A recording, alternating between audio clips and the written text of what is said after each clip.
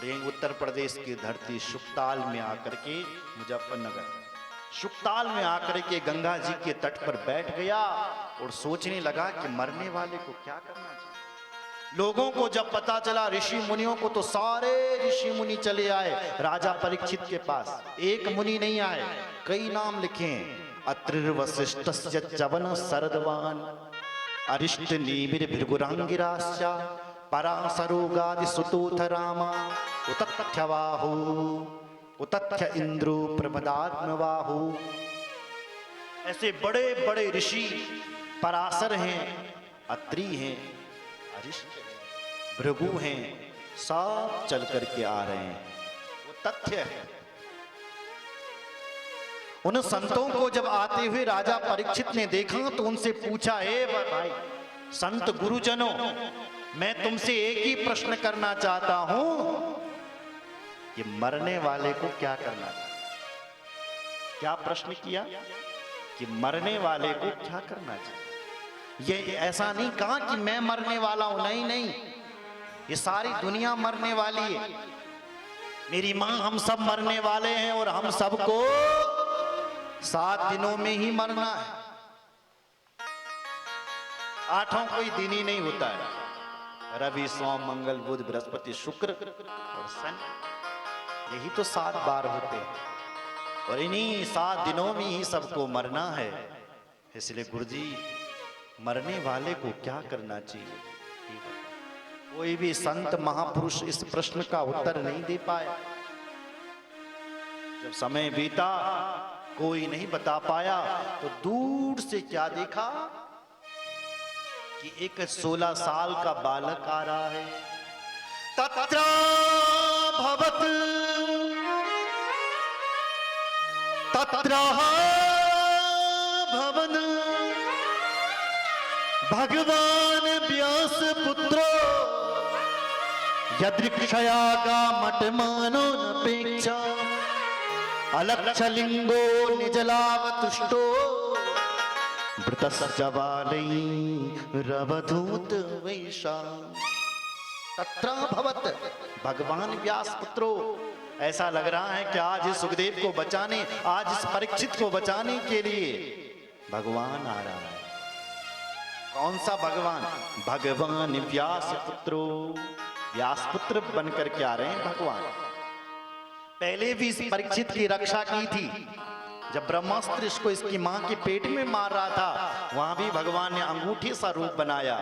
पर आज जब एक ब्राह्मण का शाप इसको लगा, देखो ब्राह्मण की वाणी में ताकत होनी चाहिए, क्षत्रिय की बाहों में ताकत होनी चाहिए, वैश्य की तराजू में ताकत होनी चाहिए, और चतुर्थ वर्ण का जो व्यक्ति है, सेवा ही परमो धर्म, उसकी सेवा में ताकत होनी चाहिए। ब्राह्मण की वाणी प्रखर होनी चाहिए। बोलो जय श्री राम। तो आज इस ब्राह्मण ने श्राप दे दिया। आज उस श्राप की रक्षा के लिए भगवान चले आ रहा है। अलक्षलिंगो निजलाभ तुष्टो। अलक्षलिंगो निजलाभ तुष्ट निजाभ्याम श्री राधा कृष्णाभ्याम स एव लाभा तेषां संतुष्टः। जिनके हृदय में केवल राधा और कृष्ण की छवि दिखाई दे रही है, राधा कृष्ण के अतिरिक्त और कुछ नहीं दिखाई दे रहा है। कैसा स्वरूप है उन सुखदेव जी का। बोले दिगंबरम वक्त्र विकीर्ण केशम प्रलंब बाहुम श्रवणोत्तमांभम। दिगंबर स्वरूप है, विकीर्ण केश, लंबे लंबे केश, प्रलंब बाहुम, बड़ी बड़ी भुजाएं। और उनको जब आते हुए ऋषियों ने देखा तो समस्त ऋषियों ने, देखो दाढ़ी वाले महात्माओं ने उस 16 साल के बालक का खड़े होकर के स्वागत किया। बड़ा वो नहीं है जो दाढ़ी वाला है, बड़ा वो है जो ज्ञानवान है। तो ज्ञान में बड़ा है, वही बड़ा होता है। इसलिए दाढ़ी वाले महात्मा उस 16 साल के बच्चे का खड़े होकर के स्वागत कर रहे हैं। सुस्वागत। राजा परीक्षित ने देखा कि देखो बड़े दाढ़ी वाले महात्मा स्वागत कर रहे हैं, इसका मतलब ये बालक कोई साधारण नहीं है। तो चक्रवर्ती सम्राट राजा परीक्षित खड़े होकर के उस बालक का स्वागत करने लग गया। सविष्णु रातो तिथया आगताया तस्मै सपर्यां शिरसा जगार ततो निपृताय वदहस्त्रयोर्भक महासनीशोभ विवेश पूजिता। उस स्त्री पुरुष सुखदेव जी के पीछे लगे हैं। नंगा बाबा आ गया, नंगा बाबा आ गया, लेकिन सुखदेव जी को किसी से कोई लेना देना नहीं, कुछ भी कहे दुनिया। राजा परीक्षित ने जब स्वागत किया, और ये स्वागत उन स्त्रियों ने और बच्चों ने देखा तो सब पलायन हो गए कि कहीं राजा ने हमें देख लिया तो लेने का देना पड़ जाएगा, भागो। स्वागत किया, गुरुदेव आप आए हैं, सुस्वागतम सुस्वागत। अहो अद्य वयं ब्रह्मन् सत्सैव्यं छत्र बंधवा कृपया तिथि रूपेण भवद्विस्तीर्थ का कृता। हे महाराज, आपने मेरे जैसे छत्र बंधु के ऊपर कृपा कर दी है, मैं धन्य हो गया।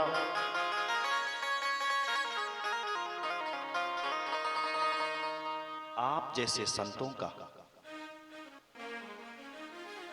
येषां संस्मरणात् पुंसां सद्यः शुद्ध्यन्ति वैग्रहा किं पुनर्दर्शन स्पर्श पाद शौच सनादिभिः। आप जैसे संतों के तो कोई येषां संस्मरणात् पुंसां स्मरण कर दे तो सद्यः शुद्ध्यन्ति वैग्रहा। सुन रहे हो? अरे गुरुदेव, गुरु के तो स्मरण करने मात्र से ही शिष्य शुद्ध हो जाता है। सुन, तुम लग रोज गुरु जी का स्मरण किया करो।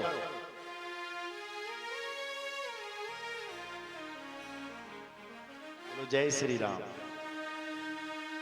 गुरु के तो स्मरण मात्र से ही शिष्य शुद्ध हो जाते हैं। बोलो जय श्री राम। हजारों लोग दुनिया में बीमार से सुनियाला हॉस्पिटलों में पड़े, क्या वो नहाते होंगे? बिना नहाए अपने जीवन गंवा रहे। पर जैसे ही भगवान का स्मरण किया जाता है ना, व्यक्ति शुद्ध हो जाता। हमारे पंडित जी के श्लोक पढ़ते हैं जब पूजा होती है, अपवित्रः पवित्रो वा सर्वावस्थांगतो विवाह यस्मरेत् पुंडरीकाक्ष।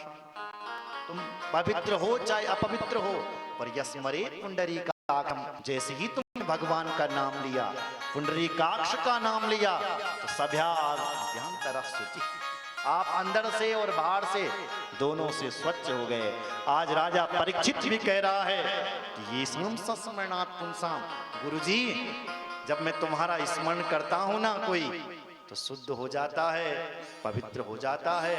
वो किम पुनर्दर्शन स्पर्शा, दर्शन मिल जाए गुरु का तब तो कहने क्या, चरण मिल जाए छूने के लिए तब तो कहने क्या, धन्य हो जाता है शिष्य। गंगा जी के तट पर यह बात हो रही, सुनो जरा। राजा परीक्षित ने गंगा का तट ही क्यों चुना होगा? क्योंकि गंगा माता भगवान का क्या है? चरणामृत है। ध्यान से सुनो, गंगा जी क्या है? विष्णुपदी है, तो विष्णु भगवान का चरणामृत ही गंगा जी है। तो आपने सुना होगा जो विष्णु भगवान के चरणामृत को पीता है उसकी अकाल मौत नहीं होती, अकाल मृत्यु हरणम। राजा परीक्षित ने सोचा कि यदि मैंने भगवान का गंगा जल का अमृत पी लिया, गंगा जल पी लिया, तो मेरी अकाल मौत नहीं होगी।